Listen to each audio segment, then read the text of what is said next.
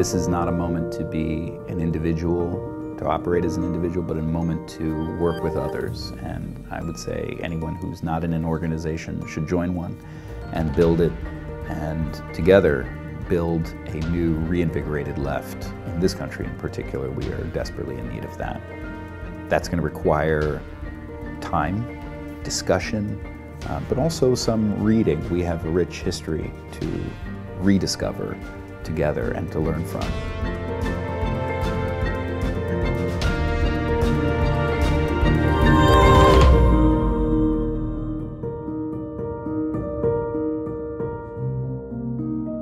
Capitalism as a social system has to have some kind of structured hierarchies of difference in order for it to be successful as a system. We see in other places it's different.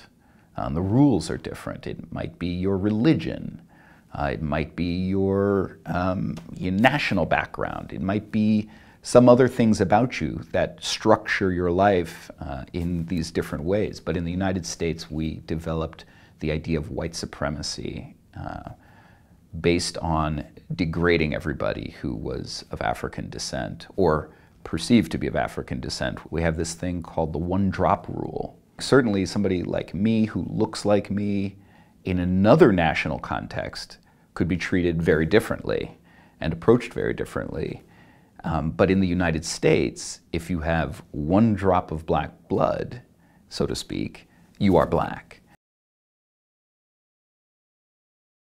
We now have this deranged sexual predator white supremacist in the White House. So it's confusing that when you look back at the last president, you don't remember the continuities of racism. The fact that Obama spoke before black audiences and often chided them on their parenting styles, encouraging them to, check up on homework and this sort of thing, which plays into that idea that there's something wrong with black people, and black people have to get their proverbial shit together in order to get ahead. And that has many antecedents. It doesn't begin with Obama. There's a phrase, I believe it's drapetomania, that they came up with in slavery. It's a medical diagnosis for a slave who has a certain tendency, the tendency to run away.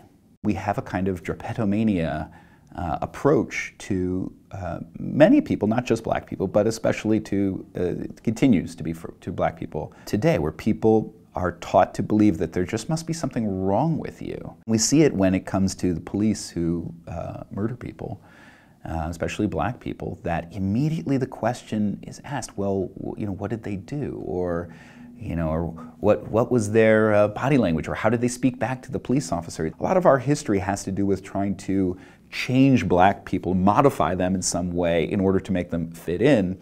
And then the idea is if they don't fit in, if they fall into hard times in some way, well, it's because they failed to modify themselves appropriately. It's obviously a convenient way to evade deeper structural questions about why we have such deep inequality, why we have so many police in the first place, why do they seem to send so many bullets into the bodies of people in the first place, especially unarmed people, we have to say.